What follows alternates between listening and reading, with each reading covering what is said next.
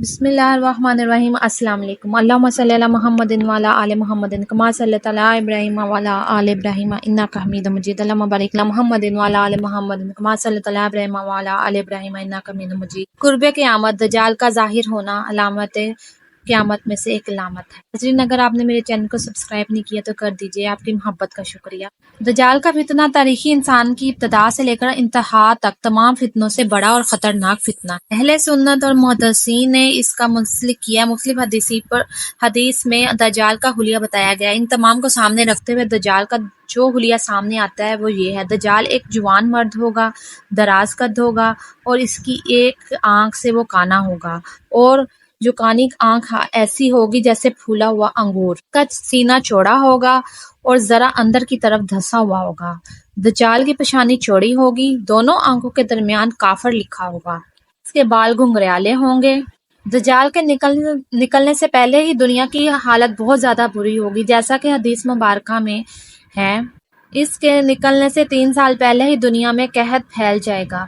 پہلے سال آسمان 1/3 بارش اور زمین 1/3 پیداوار روک لے گی۔ دوسرے سال آسمان 2/3 بارش اور زمین 2/3 پیداوار، جبکہ تیسرے سال آسمان سارے بارش اور زمین ساری پیداوار روک لے گی، حتیٰ کہ آسمان شیشے کا اور زمین تانبے کی ہو جائے گی۔ اس خشک سالی کے سبب تمام چوپائے ہلاک ہو جائیں گے، فتنے اور قتل و غارت عام ہو جائے گی، آدمی ایک دوسرے کو قتل اور جلا وطن کر رہے ہوں گے۔ تب دجال مشرق سے خراسان نامی شہر سے نکلے گا۔ غذائی قحط کے علاوہ عالمی اور روحانی قحط بھی برپا ہوگا۔ دین کے سلسلے میں لوگوں میں ذوق پیدا ہو چکا ہوگا، علماء اور دیانتدار لوگوں کی قلت ہو گئی۔ دجال زمین پر 40 دن رہے گا، جس میں سے ایک دن 1 سال کے برابر، ایک دن 1 ماہ کے برابر اور ایک دن 1 ہفتے کے برابر، جبکہ باقی تمام ایام سال کے عام دنوں کی طرح ہوں گے۔ اس مدت میں دجال اپنے گدھے پر سوار ہو کر ساری دنیا کا چکر لگائے گا۔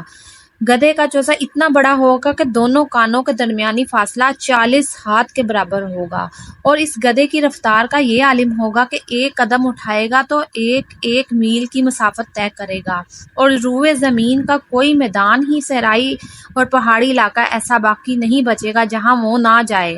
البتہ مکہ مکرمہ اور مدینہ طیبہ پر فرشتوں کا پہرا ہونے کی وجہ سے وہ ان میں داخل نہ ہو سکے گا، بلکہ مدینے کے باہر دلدلی زمین پر ہی پڑاؤ کرے گا، اور مدینہ پاک میں زلزلے کے 3 جھٹکے آئیں گے، جس کی وجہ سے ہر کافر منافق مدینہ سے بھاگ نکلے گا اور دجال سے جا ملے گا۔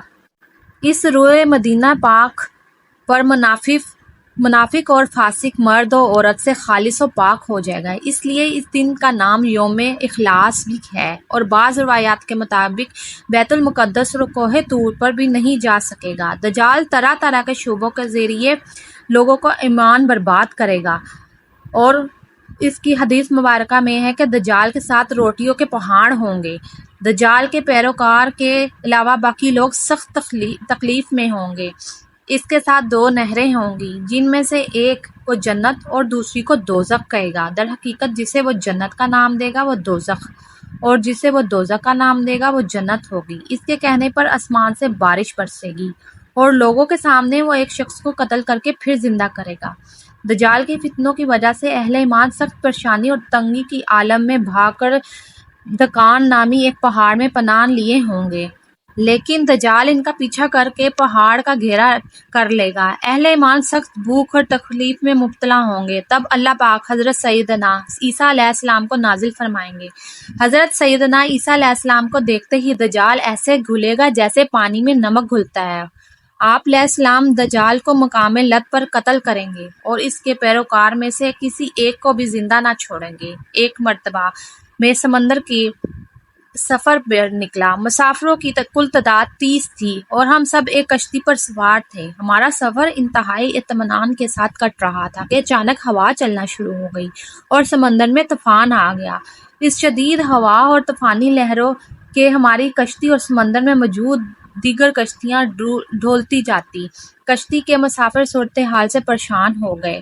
ہر کوئی اپنے اپنے خداؤں کو پکارنے لگا، کیونکہ کسی کو کچھ سمجھ میں نہیں آ رہا تھا کہ کیا کریں۔ سمندر سے اٹھنے والی لہر ایک سمت کی بجائے ہر طرف سے کشتی کو اپنے لپیٹ میں لیے رکھی تھی۔ تھک ہار کر ملا نے چپو کو چھوڑ دیا اور ایک طرف بیٹھ گیا۔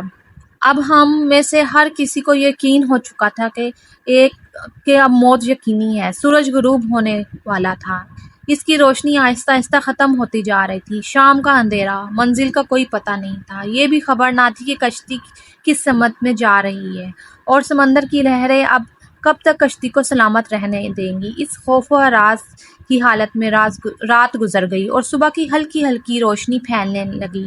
ہر طرف اجالا ہی اجالا ہو گیا۔ کشتی کے رات بھر ہچکولے کھانے کے بعد کسی کو کچھ خبر نہ تھی کہ ہم کہاں پہنچ گئے ہیں۔ پھر اگلا دن بھی اسی کیفیت میں گزرا اور پھر اسی طرح رات کے بعد دن، دن کے بعد رات آتی گئی اور ہماری کشتی کو سمندر میں پھنسے ہوئے پورے 30 دن گزر گئے۔